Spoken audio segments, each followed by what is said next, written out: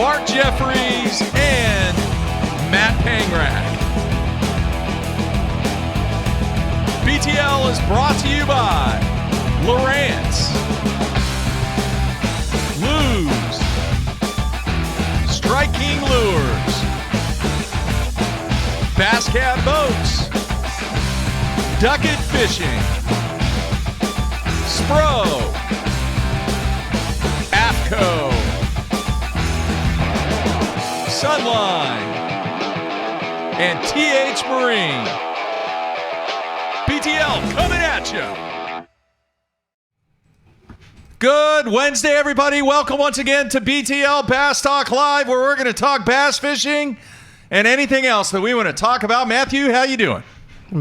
Fantastic. The season is officially underway in 2020 at the Bassmaster Open level. Day one kicks off on a Wednesday.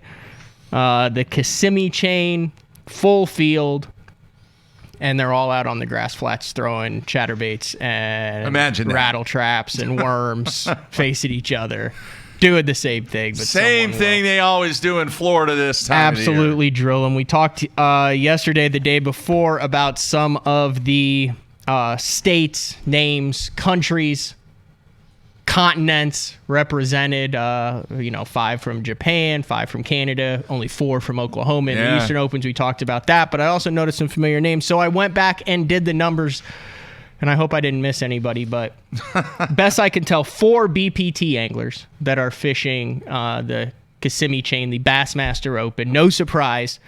Bobby Lane is in it, but also Justin Atkins, Matt Lee, and Jason Christie.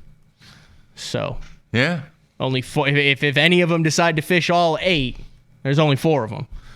Is there any live coverage? Somebody just asked. I don't know. I know that there had been some underground rumblings that they would do live on the final day. I'm not sure if that's. I would assume that they might have announced that, or maybe I just missed that. New and improved Bassmaster website, by the way. Clean. I like it. Easy to navigate. Like it a lot. It's very, very crisp. It is. It's a new era. So, and then I went back through 18. From what I could tell, there's some unfamiliar names on the Elite Series this year, but I did my homework on it. 18 Elite Series anglers fishing. So almost a quarter of the Elite Series field is fishing in the Open this week in Florida. So. And then a bunch of, you throw in the Scott Martins and Brad Hallmans and Brian Latimers and Andrew Upshaws and, a bunch of those guys who aren't fishing. What did you just say percentage-wise? Almost a quarter. 25%? There's 85 guys and there's 18 of them that are fishing, so it's like 20%. Okay. Almost a quarter, right? Yeah, it's in the ballpark. Because I just took it down to 80 and brought it up to 20. It's all good, 20. Man.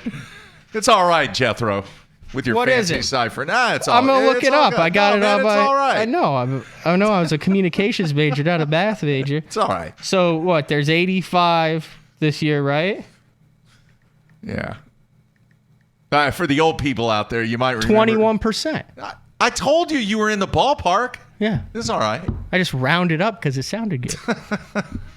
That's why I use the term roughly. Do you in front remember of it. Schoolhouse Rock? Do you remember that on Saturday mornings? Is that where they went to the White House and stuff, and it was a cartoon? Yeah. Yeah. Conjunction, junction, what's your function? You remember all that? Mm-hmm.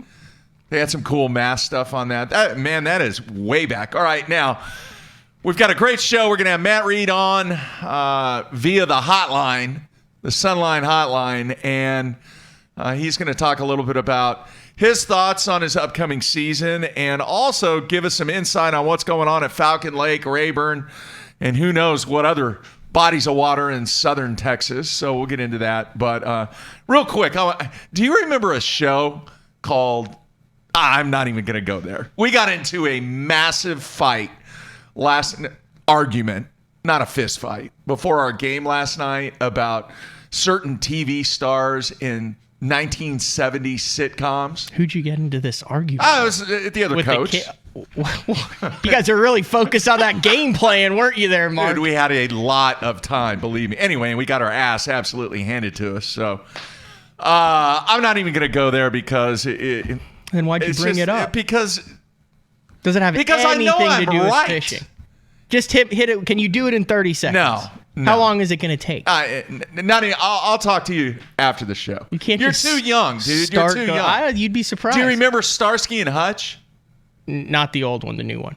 Not the new one. No. The old one. No. Okay. Is that all you need to know? That's good enough for me. Anyway, good show today, and then I want to remind everybody we are having a fourth show this week tomorrow, a very special show.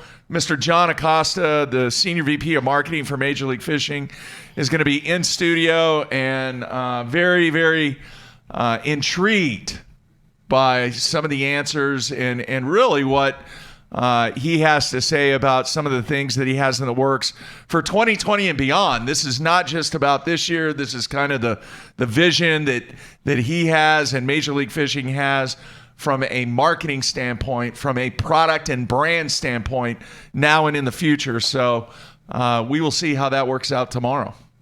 Now, have you heard about this, Matthew? Hang on, I got to pull it up real quick. Is this fishing related? Well, kinda, but not really. Okay. Have you heard about the Python Bowl? No. Takes place in Florida. It actually got underway this past weekend. Is it the Bassmaster Classic of python hunting and catching? Yeah, pretty much. That's it, man. It's a 10-day event. It's called the Florida Python Challenge, or what they refer to it as the Python Bowl. So you capture these invasive pythons that are all over Florida, and then but this is the thing that caught my attention. You bag them and weigh them. Well, they or numbers. They measure the length. So it's total number of inches. Yeah. So it's like a kayak tournament of python fishing. I know, man, but this is the paragraph that really caught my attention. It says the Florida Python Challenge is a 10-day event that began Friday, of which veteran hunters and novice snake surveyors head into the field to capture as many pythons as possible. Now, what is a novice python surveyor? I believe there's people who don't do it professionally. So, I mean, they're not in the field or anything, but they are enthusiasts where they like to go out and capture these things because I think that they're invasive species. Okay. That's how they get excited. I'm perusing the photos here, Mark. I'm perusing. Did you see some of them? No, I am, and I'm looking for one very specific thing for these professional python catchers in this tournament.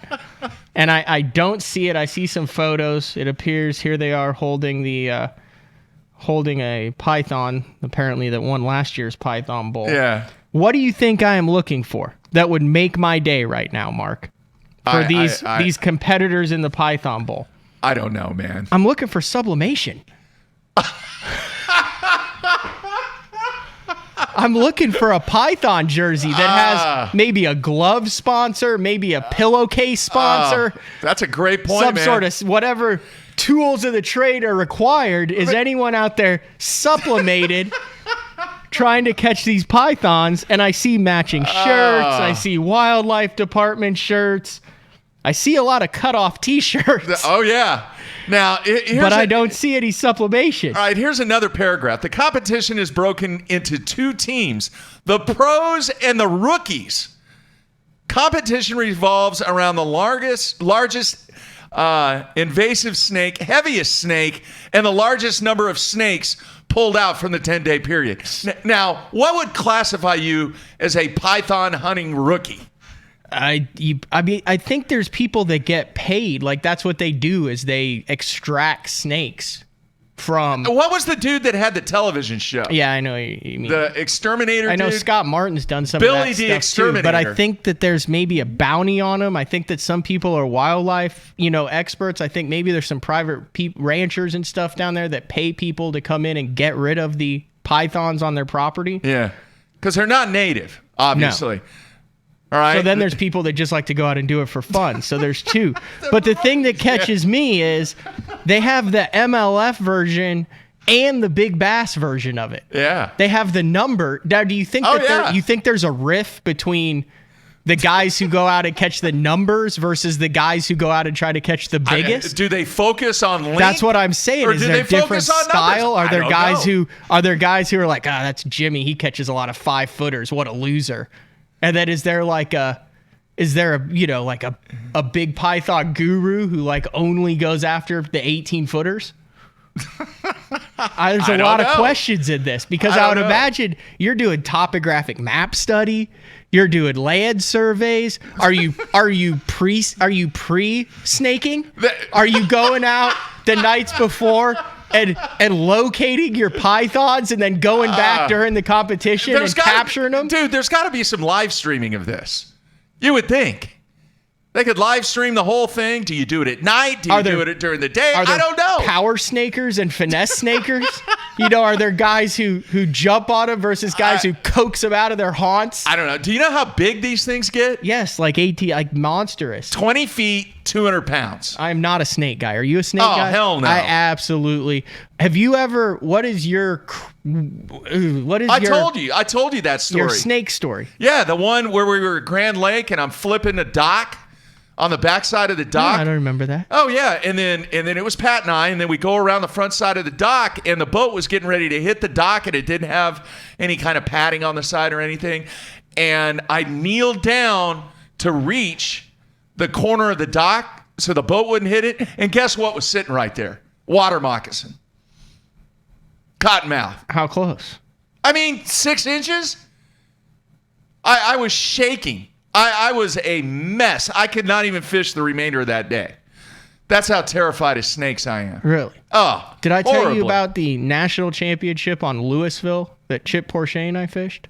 No. We're in practice, and I swear to you this is true. We're in practice.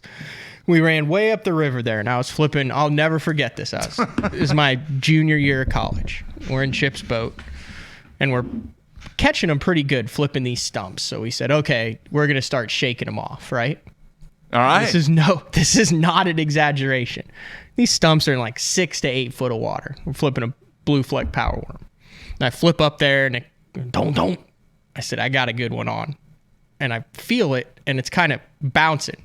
And I said, it's either really big or it's a catfish. And I try to shake it off and I can't, and it's acting kind of weird and I can't figure out why. But I've got this fish on, I'm leading it around and I'm like, waypoint this stump. We'll come back and catch this, but it won't let go of it. Yeah. And I was on it was a bass bite. Yeah. And I pull it up to the surface and it's about a 5-foot water snake that has that worm T-boned in his snaky, gross mouth. And he's wrapped around the line leading up. And I screamed like a girl.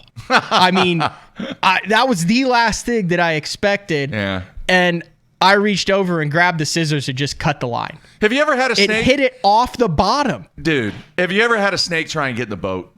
Yeah. Seriously. Yeah, but not like crazy. Like, I remember Alton was like beating it with an oar trying to keep a giant rattlesnake. But the other crazy one was in southern Illinois, throwing spooks under overhanging trees that were like 6-8 foot. And twice in one day in a tournament, I had a snake drop out of the tree onto the spook and get hooked. Wow. And, the guy I was fishing with isn't scared of him. So I brought it in and he'd grab it by the head and unhook it and release it. If it wasn't for him, I'd be down 2 spooks. Have you ever ate snake? I ate a water snake once. At Really? Camp Silka when I was 10 years old that we caught off the swim. Tastes like chicken? God, no, it tasted like a leather boot. We grilled it on an open flame and it was moving all the way up until it was fully cooked. Yeah. It was awful. Yeah. Oh, I hate snakes. Dude, I remember going going to tackle shows, and I don't know if the dude still does this across the country, but the guy that would get in the pit with the rattlesnakes, did you ever see that? He was in Oklahoma City, 3 or 4 years ago. He had barbed wire around this half-ass kind of makeshift and then he gets in there and pit. lays down? Yeah. No, yeah, I've seen that. He's at the tackle show. You know who loves snakes? He's always like petting them and holding them and Who's stuff. that? Is Zaldane. What? Yeah. Big fan of the snakes. Does he have a pet snake? No. But he does social media. He'll always be like catching them and picking them up Really? and stuff. Hate snakes. How many, which I just thought of this, how many guys that fish do you think have aquariums that have bass in them? And I think the most famous one was the one that Tim Horton had in his house, his previous house. It was the massive. most famous one was in Bass Pro Shops. No, I'm talking about individuals. I'm not talking companies. And did Tom Mann have one? I don't know.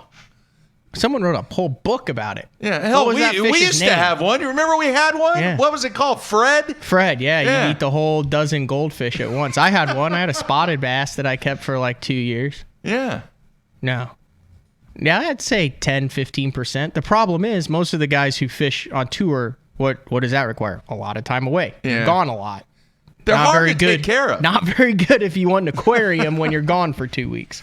They're really hard to take care of, man. They truly become pets, though. You remember Fred, he enjoyed eating. Mm-hmm. He would eat anything. I mean, you could walk in there and he would get excited. What happened when to he him? said, we released him. Remember, we put him in the pond. It was over at the other place that we had.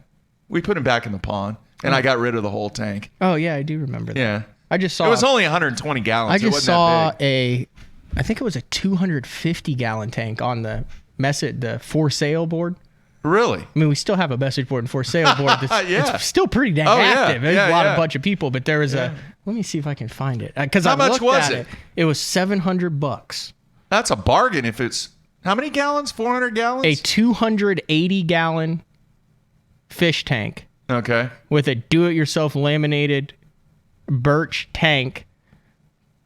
It's got like pictures and all sorts of stuff. Do you of think it. you can learn anything from watching fish in an aquarium? Comes with all the filters, canister-style hoses, vacuums, bubbler and flow fan for water movement. Ready for your pet bass or crappie. Oh, geez. 24 by 24 by 72 tank. Huh. Well, And the base is 81 by 34 by 32, $700. It looks really cool. Because I saw it and I was like, if I was in a position, yeah. like, I would love a big tank like that. You think it'd be cool in the backdrop there? Nah, I don't think it would look good. Not really. I think it would look maybe. good in the office. Up against the wall there. Yeah.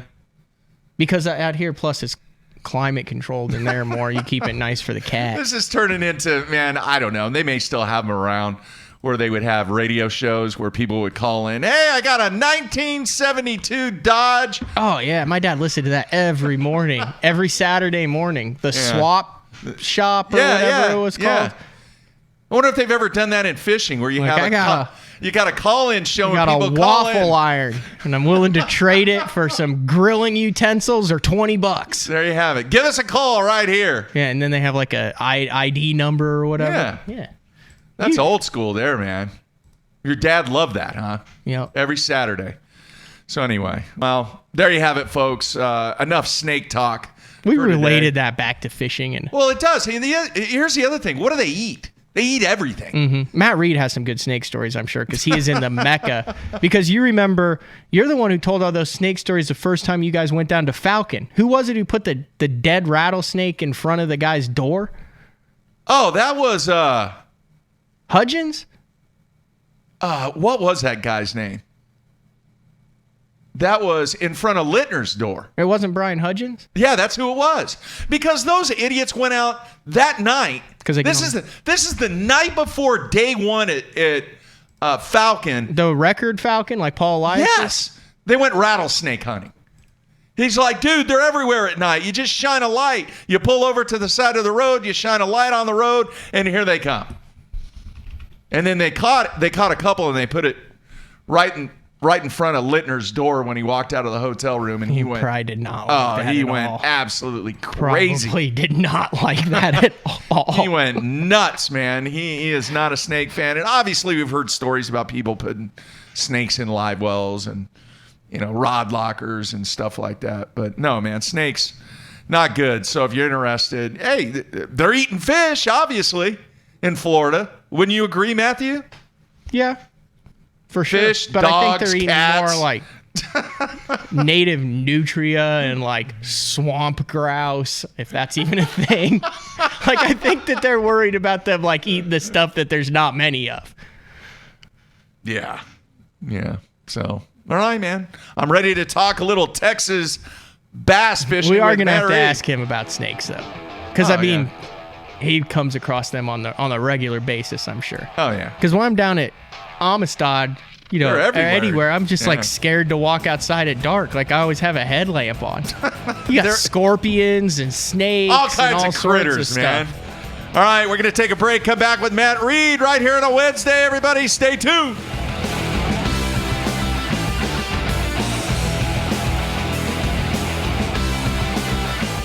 The ultimate fishing system starts with Lowrance HDS Live.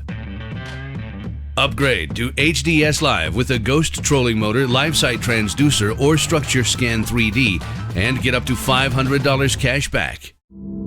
Yeah, you care about gear ratios, inches per turn, and ball bearings, but most importantly, you want reliability and dependability in the equipment you use. Luz doesn't cut corners when it comes to the gear they build. The new Speed Spool LFS is the best $99 reel in the market. Go see for yourself.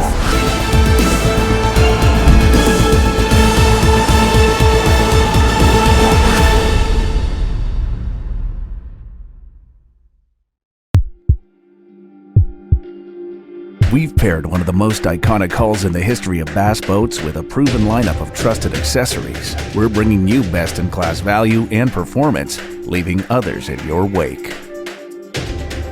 Turnkey value, turnkey performance. The Pantera 2 is an overachiever in the 19-foot category.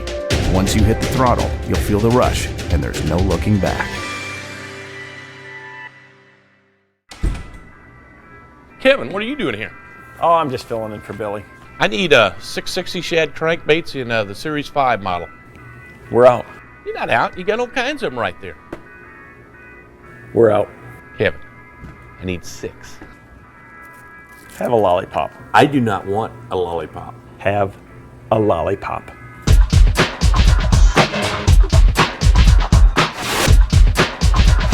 Do you have it in sexy shad color?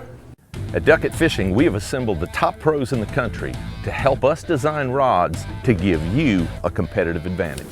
Castability, strength, durability, action, sensitivity, weight and balance, and consistency. Combine that with the best warranty in the industry, and you have rods that are pro-driven. Duckett Fishing, pro-driven. I want to share with you a new product we got coming out from Sunline. This is the FC leader size spools that we have now. We've gotten a lot of requests for this. A lot of you guys use fluorocarbon for leaders only, myself included. And one of the problems you have is when you have a 200-yard spool, that might last you 2, 3, 4 years. You might even lose it before you even get done with the spool. So we've gone to a little smaller spool. These are 50-yard spool sizes. You know, that way you're not holding your line on forever. You can keep your line fresh, use it when you can, stores real easily in the boat. We got all of our popular line sizes that you're used to with our Sniper from 5 to 14 pound. If you guys are looking for a line that you're only tying for a leader, go check out Sunline FC Leader 100% fluorocarbon and give it a try. Blue Water by TH Marine. Offering LED lighting solutions for your boat, trailer, truck, ATV, and so much more. Engineered and built to be rugged with waterproof and submersible options. Designed for easy installation, Blue Water is available in a variety of colors and styles. All backed by a limited lifetime warranty. Blue Water by TH Marine.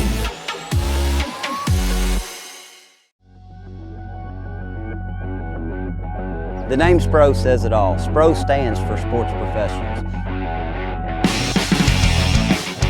When you look at the pro staff that SPRO has brought on board over the past 15 years, it's been pretty incredible. I mean, one got it just then. From the development of the Rock Crawler to the McStick, from the Fat Papa to the Little John series, when you tie a SPRO bait on, you know it's been designed by a professional to get the job done. Meet AFTCO's iCast award-winning Hydronaut waterproof system. Hydronaut features a 20K 100% waterproof shell, double dry cuffs to keep water out, speed vent hood engineered to prevent neck strain at high rates of speed, AFTCO exclusive Cyclops tactical camera mount, Comfort Flex shoulder straps for all-day comfort. Outerwear that you can count on. The Hydronaut waterproof system by AFTCO. Any fish, any water. All of us on the Pro Tournament Trail use Gamakatsu hooks. Why? Because they are absolutely the best. It's not about how many bites you get. It's how many you put in the boat. Gamakatsu makes hooks for every fishing style. We didn't come this far to lose fish. Did you? For more information, visit gamakatsu.com. You are serious about catching fish. That HDS is a dead giveaway.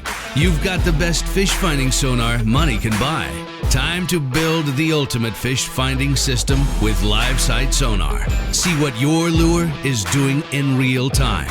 Watch fish strike as it happens. See for yourself. Take the Live Sight Sonar 30-day challenge. If Live Sight Sonar doesn't help you find and catch more fish, send it back, no questions asked.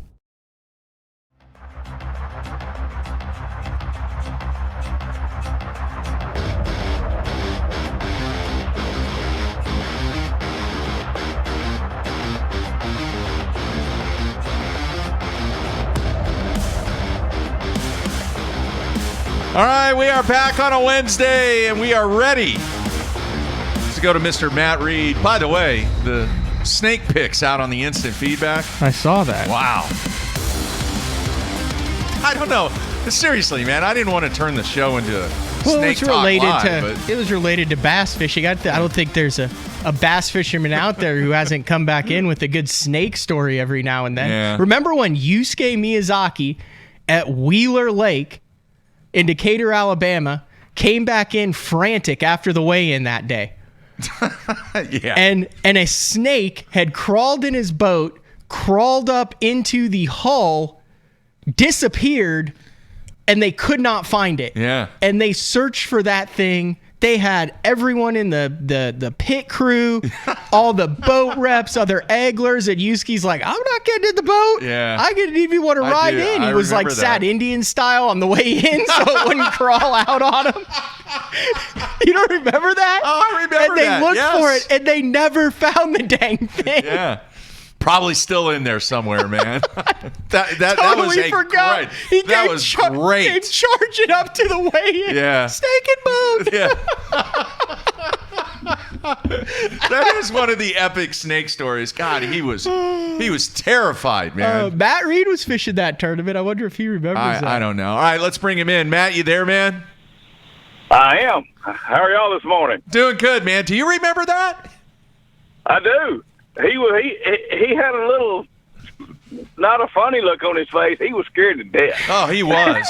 He was like, he was. You know, if a snake gets in your boat, you sure don't want to leave because you want to know where he went. That's for sure. Yeah. So what's your best snake story? Wow, there's some darn many snake stories, Mark. I don't know. One that comes to mind goes back a long time with my old crazy fishing partner, Ricky Frederick.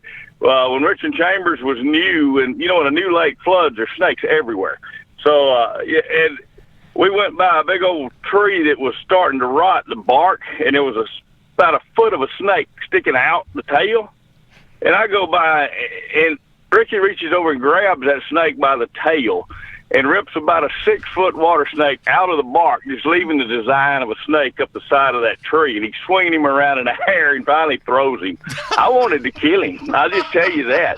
You got a snake running around over your head like somebody roping a cow. So, and that's something your buddy doing to you. You know, that's when you want to hurt somebody really bad. Wow. Wow. Yeah, that would not be pleasant for me. All right, man. Appreciate you taking time out. I know this is a very, very busy time of the year for you. But I want to know, Matt, how is life for Matt Reed right now? How's the guide thing going? And really, what are your thoughts on the upcoming season? You know, I've been busy as can be. I just got home last night after guiding 10 straight days at Falcon. Come home a couple days early to get my stuff ready to go back to Rayburn. Before I went to Falcon for this stretch, I spent 5 days down there at Rayburn pre-fishing for the FLW event. So it's just been a crazy busy time with the holidays and then that and trying to get everything ready on the new boat. And, hectic as always, but looking forward to getting the real deal rolling. All right, tell the fans and us, what is Falcon like right now, and what can you say? Is it vintage Falcon like it was in the heyday, or is it still down just a little bit? Mark, I don't know if I'll ever see vintage Falcon again in my lifetime. But you have to understand that even when it's not as good as it was back then, it's better than anywhere else you can go. I will kind of complain this week. The fish are in the process of moving from the deep water to where they're going to spawn. So when they do that, they just kind of suspend and swim, and your numbers go down. But that only lasts for a real short period of time, and then you'll blast them when they get back to where they're going to go spawn. So, but relatively on a bad day right now, I'm caught 15 fish the other day. I thought that's horrible. Had an 8-pounder and a couple 6-pounders. So, I mean, my numbers were down, but still, if you compare it to anywhere else, that's still a great day.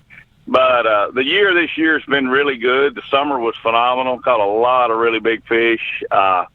Looking forward to, for down the road. You'll laugh. My least favorite time of the year to fish there is when they're spawning, because I have to slow down and fish shallow, and that's not what I like to do. But dang, you still catch, you catch giants then. But I look forward to when they get back out and group up so I can go catch a bunch of them.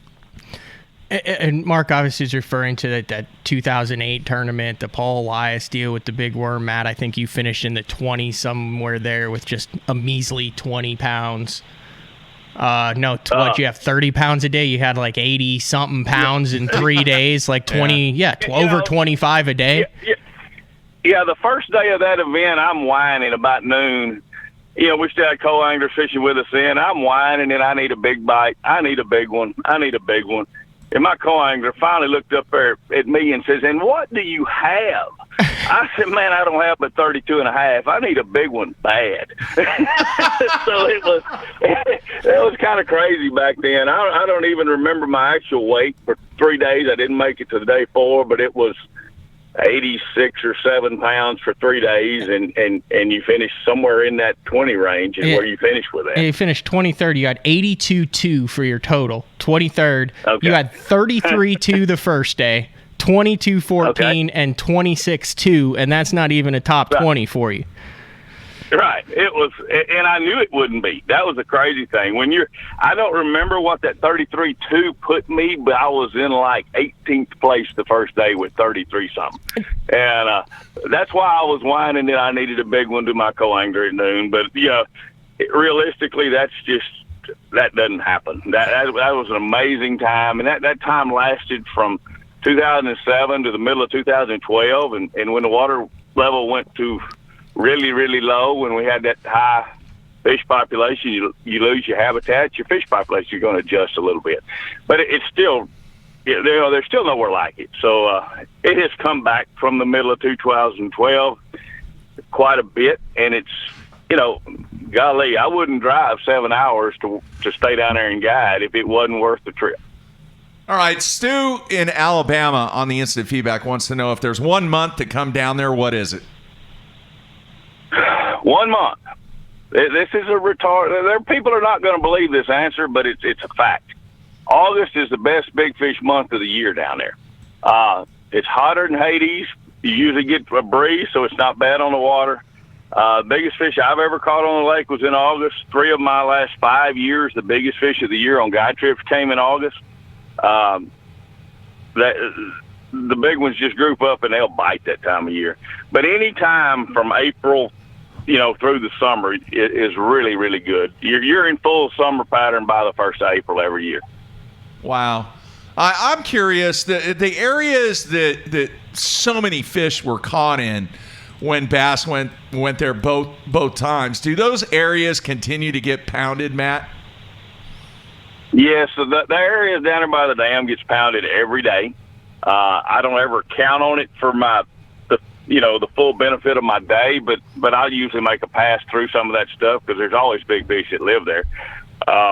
But those areas get pounded, Mark. The area in Tigers, it cycles to be real good every few years. It's not all the time.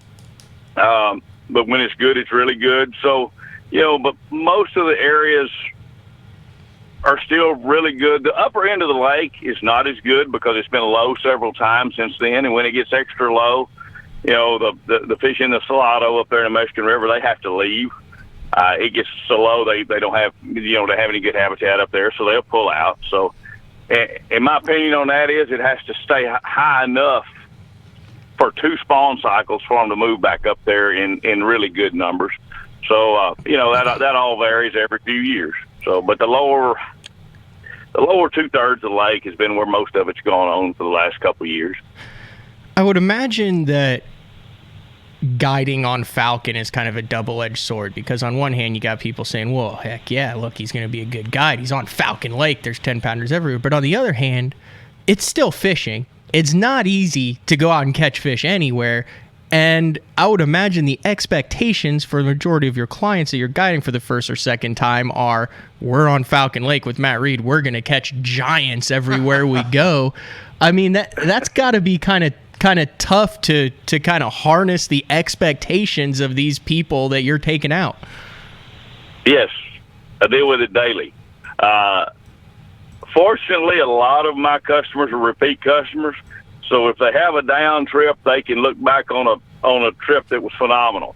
But you people are gonna. That's the expectation, and I do my darndest to make it happen. But it's fishing, so just like last week, Edwin Evers was down for a couple of days, and he pulled up to me during the middle of one of those windy, cold, miserable days, and he says, I don't know how you do this every day. Try to get people where they can catch fish no matter what. Well, you have to. So, it's the expectations are truly high, but most people leave with a smile. If you don't get it on the first time, give me another try, and it usually works out in your favor. How safe is it down there now, Matt, with the Mexico situation and everything that's taken place in the past? The Mexican side is fine. I fish it a lot. Common sense will carry you a long way. If something looks funny, don't just back up and go somewhere else. They don't want to cause you trouble, because that brings trouble on them. So, I've never had one issue in all my thousands of days on the water down there. Right now, as far as driving across the border on your vehicle into Mexico, don't do it. But as far as on the lake, we've not had one issue in a good while. So, and nearly any time that anything has ever happened in the past, 6 or 8 years, it's somebody might get kind of urged to leave an area. Well, that's just a common sense thing. They're actually probably fixing to move some drugs across or something, and they don't want you around. So just leave on out, and they won't bother you a bit. But no, it's a rare. I've never had an issue one time, Mark. And man, that's just. I feel perfectly safe, but I do pay attention. Like I say, common sense will carry you a long way, and I promise I don't want to die over a fish any worse than you do. So I'm not going to do anything questionable. All right, man. Let's talk a little bit about what you have from a tournament standpoint. What are your thoughts on this year on the FLW circuit? Really looking forward to it. With all the changes, everybody has to do what they want to do this year. You had to make your own mind up, make your decision for what you thought was best for your fishing career. So with the MLF purchasing FLW, I had to buy in on the whole process, and I'm in. So, you want to have a great year, you want to compete, and now there's a carrot out there that you might, could qualify for a no entry fee deal. So you have to buy in and be happy with what you're doing, and I fully have done that, and I look forward to the future. Our schedule this year I like fine. There's a couple of places I hadn't been, but I learned a long time ago, don't worry about the schedule. The lakes you look forward to are probably the ones that's going to bite you the worst. So you just go out there and figure out how to catch them every day. Don't get a preconceived notion about what you're going to go do. What's the longest stretch you've been off the water since since the Forest Wood Cup. I mean, you had a really solid year last year, one of your best years in recent memories, almost 70,000 in earnings, a 13th place finish in the Cup, and then guiding. So is that something where, I mean, are you just on the water at least a couple days every single week leading up to this season, or do you take a break? You know, there was a stretch there right at Thanksgiving where I was off the water for about 2 weeks because I went deer hunting in Kentucky for a week, and I took a little me time. But I just got through with 10 days in a row on the water. When this Rayburn tournament's over, I'll have 14 in a row guiding. For me to have 2 or 3 days off in a month is a lot. It's I push it, and that's what I have to do to make things work, and I enjoy what I do. So if I didn't enjoy the people guiding, it would be impossible to do it, because I laugh at the people who say, I wish I had your job, all you do is fish, and I just smile and say, yeah, you're not man enough to do what I do, because it's the day after day is long, but I love it. So, if I get a week off, whoo, that's a lot. So I look forward to one of those when the opportunity arises. All right. Blaine wants to know, do you have any info on how Choke Canyon is doing?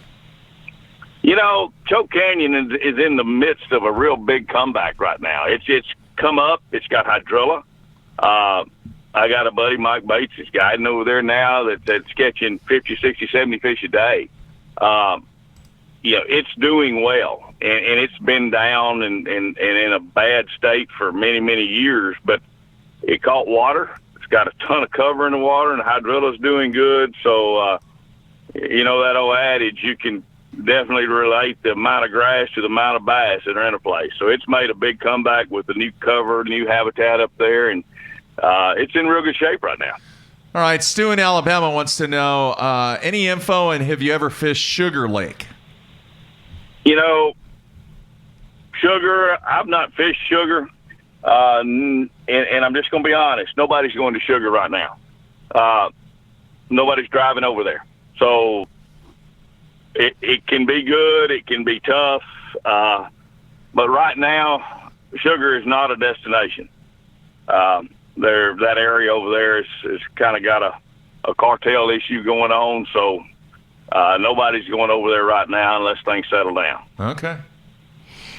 I get to kind of hang out with you usually a week or two at Kurt Dove's youth camp and kind of talk to you and followed kind of your career, and you look at all the new, I guess, advancements and lures and all that stuff. And one of the things that I always think is, I mean, you're one of the guys who catches fish offshore the best, and you pretty much stick to like the same stuff for the 10 years that I've known you, like really simple, basic stuff.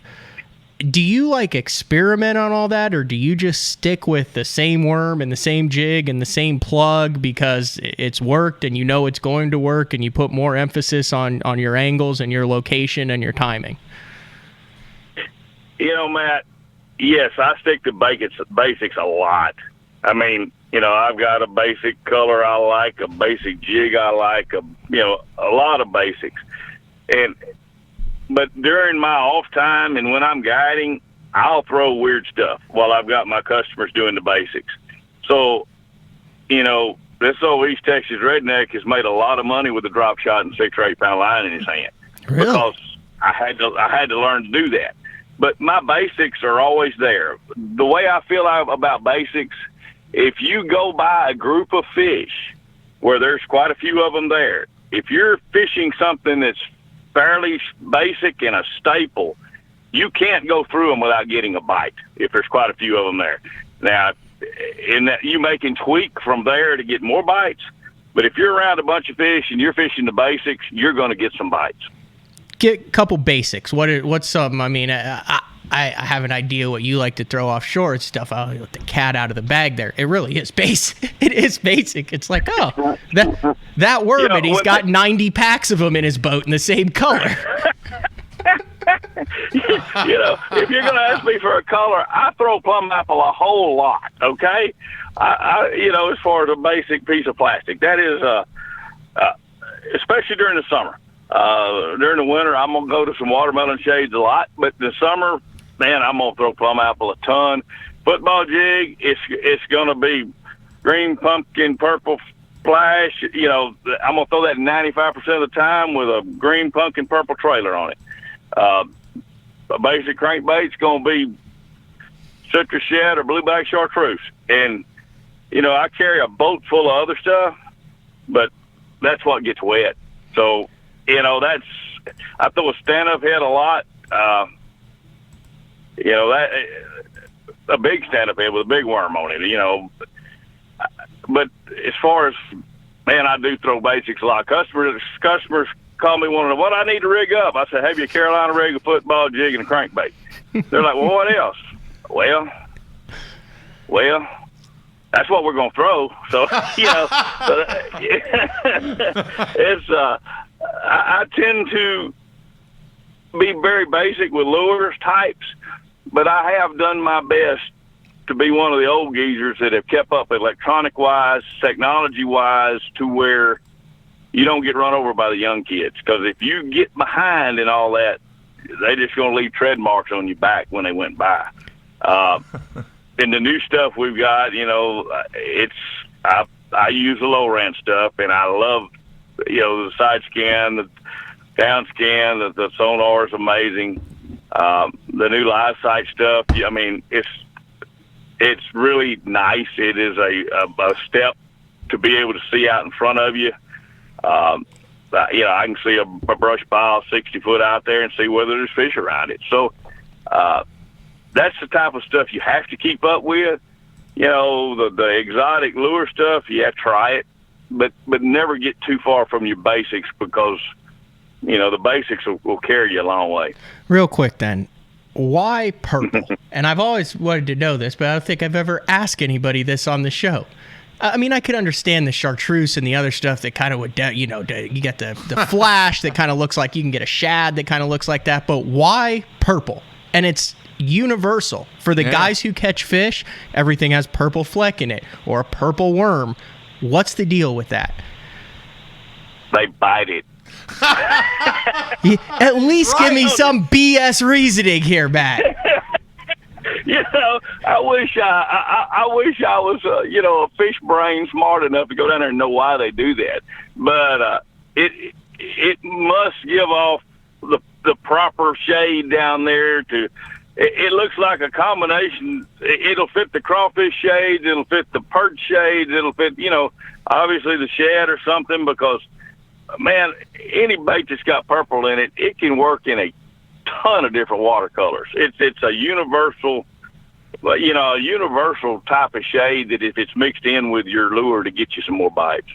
I was hoping. And I know that wasn't no, you know, real great answer. Yeah, I thought you'd say there's some salamander that's native to the Texas region that has a purple shade during spawning season, and it swims upside down, so his belly's a lighter shade. You know, any of that good stuff might be a BS answer, but I don't have one. And you've been throwing a purple worm since what year? Hey, dude, you wasting my age. Probably since the late 60s. There you have it. Started out with the jelly worm. Was that the first one that you threw? No. You got to go back to the old double hook with a spinner cream worm on it. You know, the pre-rigged one. Oh yeah. You're way ahead. You're you know, man, we didn't get a twiddle tail, a little curl tail Mr. Twister until in the 70s. Wait, you so know, the pre-wormed, the pre-rigged one with the leader that sticks out and then you tie your line to the loop on the leader? You got it. Okay, how did you fish that? Well, just like you fish a worm. You threw it out there and you let it sink. You moved it real slow. Now, if you listen to this is going to sound bad. If you listen to the old-timers like your parents, when a fish bit that worm, you're supposed to punch your button and let him swim for about 5 or 6 seconds before you jerk. Oh, I know that. I fished with Harold Hampton in our club. He weighed in a limit every tournament, and every single one had a purple worm sticking out of its throat. It was get the bite, push the 5600, feed it, and then crank it in. Anyway. That's it. That's it. All right. A couple questions from the instant feedback, Matt. Stan in Connecticut wants to know, what's your personal best in a tournament? In a tournament, it's going to be a little over 11. I don't remember exactly. One of my funniest things about my 10-pounders in tournaments, of the first 5 10-pounders I ever caught in a tournament, only one of them was big fish at that event. So, you know, that's when your luck's not running too good. Yeah. All right, David. But a little over 11 is the biggest I ever caught in a tournament. Okay, David in Wisconsin wants to know what your personal best in Texas is. My biggest I've ever caught came out of Falcon. It was like 1340 something. Caught her in August, by the way. And the funny part of that, I caught her again 6 days later on the same lure in the same exact location. Wow. Wow. What's the biggest fish you think you've hooked? Now, I'm not asking you to be, I mean, like, seriously, like, when you lay your head, like, on the pillow at night, like, I think have you had tangled with the 15, 16s? I had one on at Falcon that I had up beside the boat that I was trying to hurry and land because of customers, and it turned around to run, and I was going to stop it on a crankbait. I thought I had her beat, and she was in the 14, 15-pound range. Wow. I also had one on at Fork that was a similar size, just a monster that ate it right at the boat, and I saw the whole thing, and she ended up breaking me off. But those are 2 giants, and the one that'll never go away was at Amistad. The second time the elites were there, she was on a bed, and she was a bit on the first presentation. Nearly gave me a heart attack, and that fish was 14, 15 pounds. I got her to the boat, and she was skin hooked in the roof of the mouth because I can still see it. When she opens her mouth and shakes her head, I can see the hook coming out. Like, So that's my big fish stories for ones that got away. I didn't mean to get negative there, but I was just curious because I would imagine as much as you fish, you tangle with some giants. Yes, it's. I've been lucky to catch a bunch of those giants. I mean, when you fish where they live all the time, I lost count a few years ago at 154 over 10 pounds. So it's, and you can't do that unless you fish all the time where they live. So that's just the fact of that situation. All right, Dave wants to know, do you guide at Amistad? I do not. I go up there every now and then and work kids' camps and that kind of stuff. I do not guide at Lake Amistad. I make a trip up there every now and then, but it's not somewhere that I spend a bunch of time. Most people think it's real close to Falcon, but it's 4.5 hours north of there. So wow, a couple years ago, a little far away. We were there for the youth tournament, and I was struggling. You help all the guys help each other out because they want their kids to catch fish.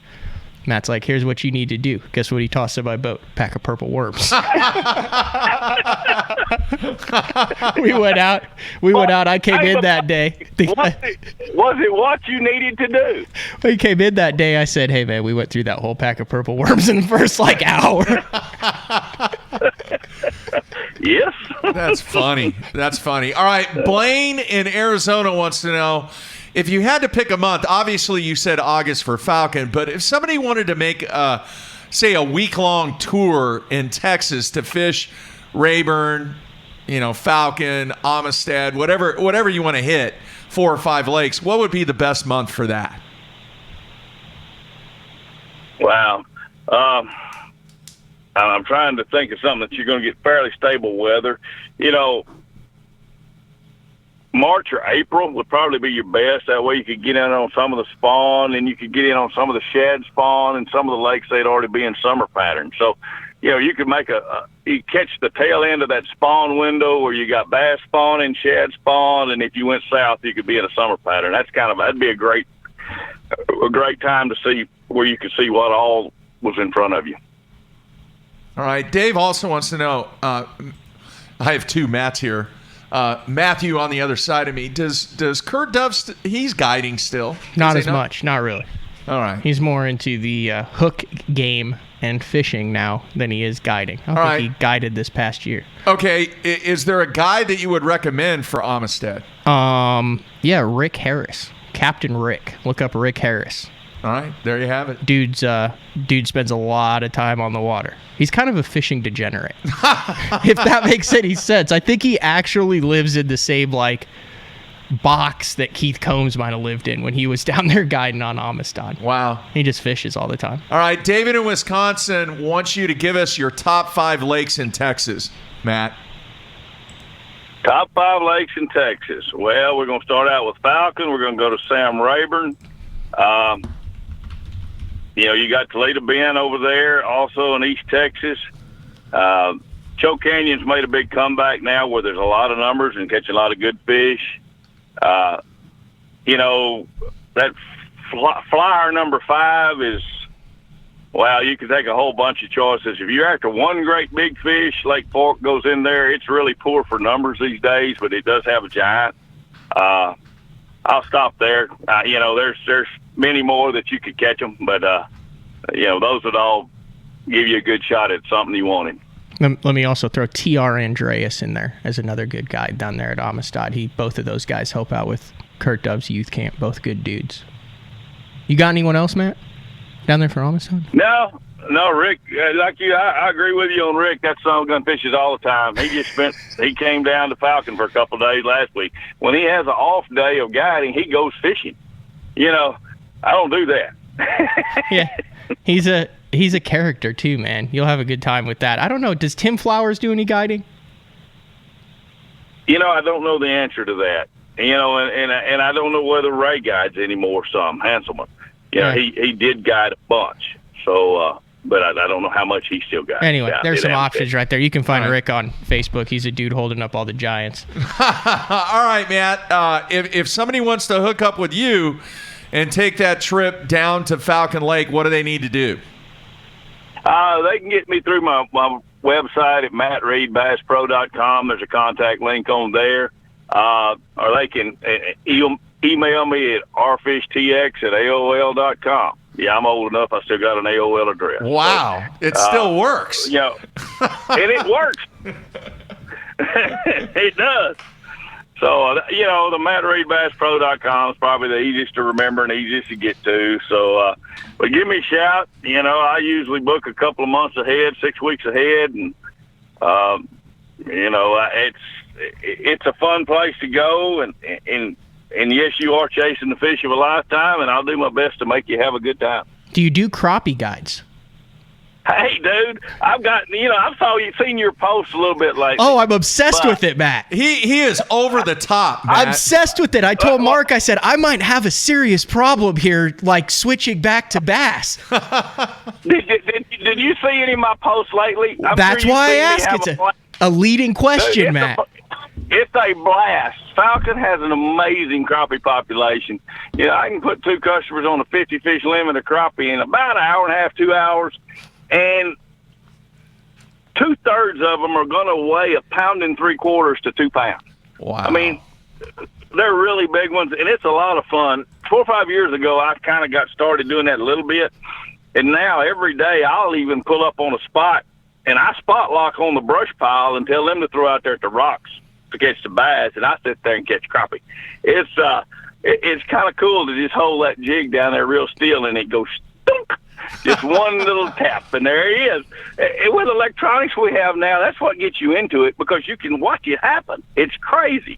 So yes, I'm kind of partial to doing that a little bit too. It's just a change of pace. The ideal trip there is you go down during the prime times, you jack on the bass with Matt, then you spend a couple hours before you go in. You do 1 day crappie, you do 1 day bass. Yeah. You go home with some meat. You catch a couple 8-pounders. You wrangle some rattlesnakes, eat some Mexican food.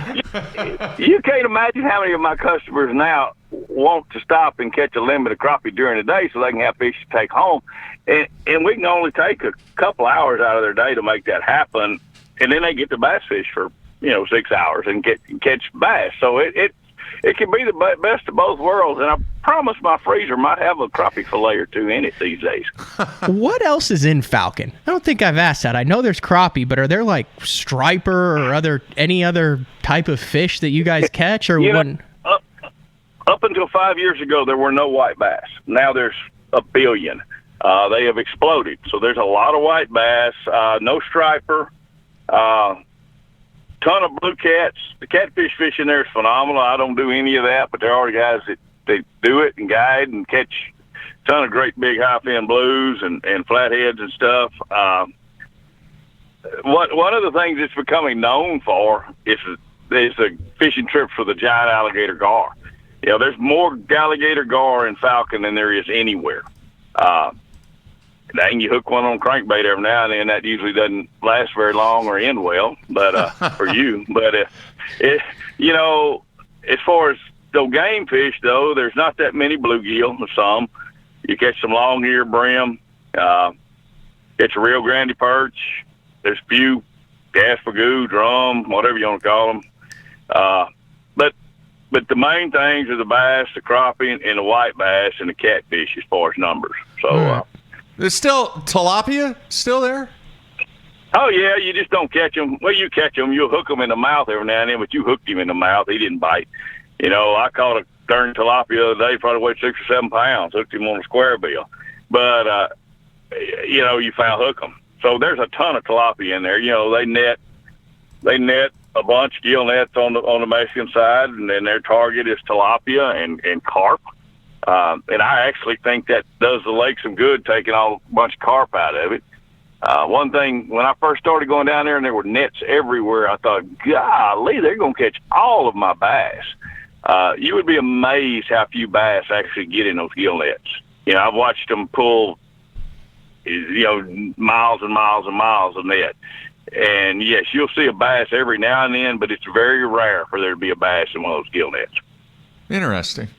All right, last question from the instant feedback. Steven wants to know what's the best purple worm out there. Oh, man. And this answer, you go, do not have a plastic sponsor. So this is just from the cuff that the one I throw the most. In the cooler times of the year, I definitely throw something that doesn't have a ribbon tail. I'll throw a plum apple Zoom Magnum trick worm, and in the summertime, if I'm throwing a Texas rig or whatever, I'm going to throw a Zoom Old Monster. So that's the two favorite worms that I throw, and you can go from there. He's not lying, folks. I've seen it. Absolutely. Those are the two. He gave up the juice. Yeah. It was kind of painful. Could you tell? He had to kind of pry it out of him a little bit. A little bit there. All right, one more question from the instant feedback, and then we're done. Stan wants to know, what's your favorite lake outside of Texas? You know, I'm kind of addicted to the smallmouth up north. Thousand Island, St. Lawrence River is hard to not be in your favorite list. You know, I spent 2 weeks up there last summer after we got done at Champlain. Buddies come up fishing. So it's that one is high on my list of favorites. It's just a blast to go catch those big smallies. How's the golf game? You know, Mark, I don't get to play very much. Obviously, I said how much I fished. It's kind of mediocre. By gosh, I still break 80 every time I tee it up, though. So, you know, as long as I'm on a reasonable course. Now, you get me on one of those big hard courses, that number is not going to be correct, because when I hit the long drive with the wrong zip code, we're going to have a crooked number. So, you know, as long as it's on a fairly normal, easy course, I'll still break 80. Does Zapata have a golf course? You know, it really does. Really? It does.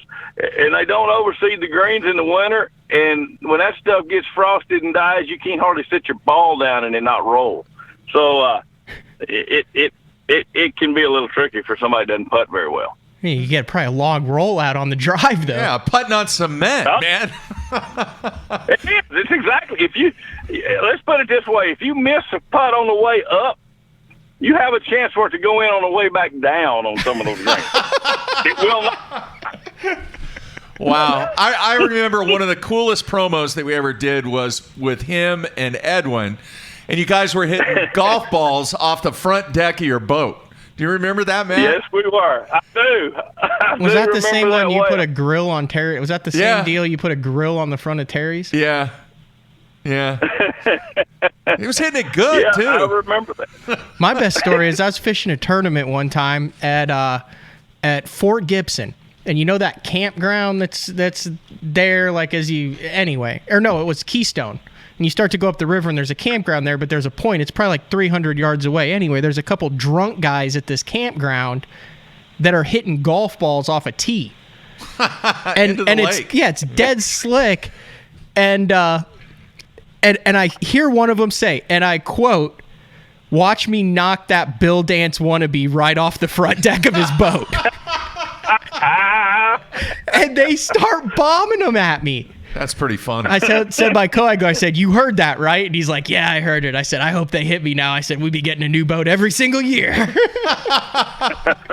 That's awesome. All right, Matt, we're going to let you go. But, man, best of luck to you. And, folks, if you want a trip to obviously one of the best bass lakes in the country, look up Matt on the web. He can hook you up. You're going to have a great time. And I've known Matt for a long, long time. And, dude, I wish you nothing but the best on this new circuit. And you know, it kind of sets up good for you, man. Yeah, thanks, guys. I'm looking forward to it, and I appreciate you having me on. It's always good to shoot the bull with a couple of friends. All right, Matt. Good luck to you, and we'll talk to you soon, man. All right, man. Take care. All right, there you have it. Matt Reed, and one of the just good dudes in this game. I'm making a list of professional anglers who I've never heard anyone say a bad word about. He's one of them. And I've got James Niggemeyer down on my list. And I got Cliff Perch. And I've got Matt Reed. Yeah.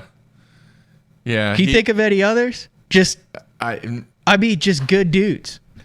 And I'm sure he's got beef. Someone's got beef with everyone. I mean, yeah. But yeah, genuinely good dude. And the way that, and I've talked to him a little, the way he's kind of developed that, his guiding business down there. And like he mentioned, you know, a lot of those guys are repeat clients, but he's basically, you know, cultivated a lot of relationships with his guys. Like, it's not just, and I've talked to him about this. It's not just take these people out for the money and let them catch their fish and move on to the next one. Like, you know, when I'm sitting there talking to him, he's like genuinely excited that these guys are coming down for 3 days, that have come down for 8 to 10 years, that like their buddies and like other clients are like calling him, not like asking to fish, but just like, cause they're friends now. Yeah. So he's got that group, and then he mixes in some new, he's got a really good thing going. He's got a cool ass dog.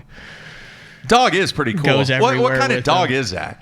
I forgot to ask. A doodle, a labradoodle, something like that. It's a smart dog, anyway. And then he mixes in, you know, the tournament stuff and had a great year. So good to see him doing well. And I would love to get out there on Falcon. Oh, no doubt, no doubt. All right, great show today. I want to thank Matt for coming on. Tomorrow, show number 4.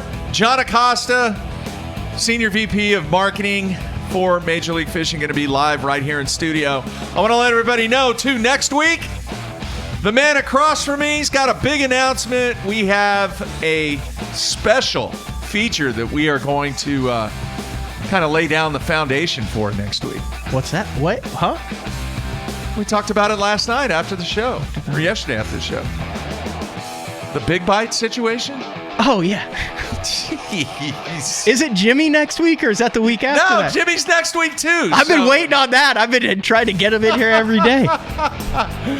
Yeah, Jimmy Houston in studio on the 21st. But no, we've got this big announcement, and then I'm working on this really cool thing that I'm going to do as we march toward the 1,000 review number on iTunes. So weigh-in starts today, 2 p.m.